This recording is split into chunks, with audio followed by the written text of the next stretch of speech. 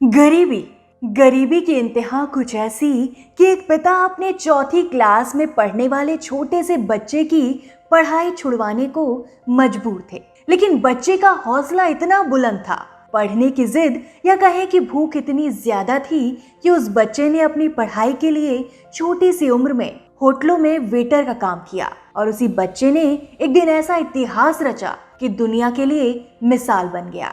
हम बात कर रहे हैं देश के सबसे युवा आईएएस अधिकारी शेख अंसार अहमद की, जिनके घर में इतनी गरीबी थी कि उनके पिता पढ़ाई छुड़वाकर अंसार को काम पर लगाना चाहते थे, लेकिन टीचरों के समझाने से मान गए। जिंदगी की मुश्किलें आसान नहीं थी, लेकिन कहते हैं ना, लहरों से डरकर नौका पार नहीं होती, कोशिश करने वालों की कभी हार नहीं होती। एक ऑटो रिक्शा चलाने वाला पिता जिसका बेटा आज एक सफल आईएएस अधिकारी है, उनके जीवन में एक ऐसा समय भी था जब उनके पास पूरे दिन खाने के लिए कुछ भी नहीं होता था। अंसार के पास किताबें खरीदने तक के पैसे नहीं थे। आर्थिक कठिनाइयां पहले ही कम नहीं थी, उस पर भाषा की एक बड़ी समस्या से अंसार परेशान थे, क्योंकि वो 12वीं तक मराठी माध्यम से पढ़े लिखे थे और उसी माध्यम में तैयारी कर रहे थे। मेहनत का बोझ पहले ही कम नहीं था, उस पर उन्हें लगभग 60% से ज्यादा सिलेबस इंग्लिश में पढ़ना पड़ता था और फिर उसे मराठी में ट्रांसलेट करना पड़ता था।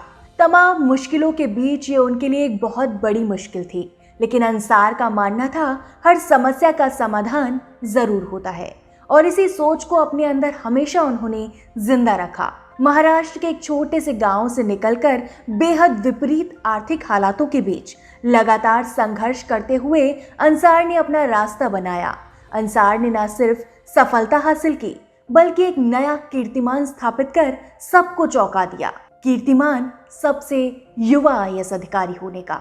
जालना के शैलगांव की एक बस्ती में जन्मे अंसार शुरू से ही पढ़ने लिखने में अच्छे थे, इसलिए उनके 3 भाई बहनों में उन्होंने अपनी पढ़ाई पूरी की। अंसार ने अपने गांव के एक सरकारी स्कूल में पढ़ाई करते हुए अपनी मेहनत से 76% अंकों के साथ 10वीं पास की, जिसके बाद वो 11वीं और 12वीं की पढ़ाई करने के लिए बद्री नारायण बरवाले कॉलेज जालना चले गए। अंसार कहते हैं कि जब वो 10वीं कक्षा में थे तभी उन्होंने एक अधिकारी बनने का फैसला कर लिया था। उनके जीवन के अब तक के अनुभव तो थे ही जिनसे वो प्रेरित होते थे, लेकिन उसी दौरान उनके एक टीचर ने उसी वर्ष महाराष्ट्र पीएससी परीक्षा पास की थी। अंसार ने उन्हें अपने जीवन की प्रेरणा बना लिया। अंसार को अपना लक्ष्य मिल गया था और उन्होंने फैसला किया कि वो पुणे जाकर यूपीएससी की तैयारी करेंगे। मन में दृढ़ संकल्प था और इसी पे सोने पर सुहागा उन्हें 12वीं में 91% अंक मिले, जिसके बाद एक बार और सोचने की कोई गुंजाइश तक नहीं थी। अंसार ने फर्ग्यूसन कॉलेज में प्रवेश लिया और पुणे चले गए। जून 2015 में 73% अंकों के साथ उनकी ग्रेजुएशन की पढ़ाई पूरी हो गई और उसी साल अगस्त में अंसार ने यूपीएससी प्रीलिम्स की परीक्षा दी और पास भी कर ली। अंसार को हमेशा से ही कड़ी मेहनत करने की आदत थी, बस उनकी खराब आर्थिक स्थितियां उनके सफर में बाधाओं का काम करती थी, जिन्हें पीछे छोड़कर अंसार ने मेहनत की। और कब ऐसा हुआ कि पूरे मन से की गई मेहनत रंग न लाई हो। यूपीएससी परीक्षाएं हुई और अंसार ने अपने हुनर, अपनी काबिलियत का परिचय दिया।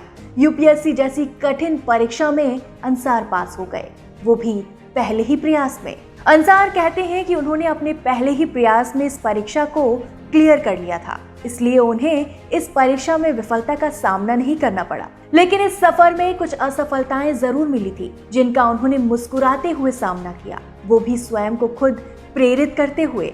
इसलिए असफलताओं के बाद स्वयं को समझाना और वापस अपने सपनों की तरफ लौटना आसान था। और वैसे भी असफलता में सफलता का मार्ग छुपा होता है। यह आपको आत्मनिरीक्षण और आत्म मूल्यांकन करने और अपनी कमजोरियों को दूर करने का पूरा मौका देता है। आज के सभी युवाओं को अंसार यही संदेश देते हैं कि यदि उनके जैसा एक अभावग्रस्त और जीवन में सभी प्रकार की कठिनाइयों का सामना करने वाला व्यक्ति यूपीएससी में सफलता प्राप्त कर सकता है, तो आप भी कर सकते हैं। यूपीएससी और जीवन में सफलता किसी का एकाधिकार नहीं है, यह आपके निश्चय और मेहनत पर निर्भर करता है।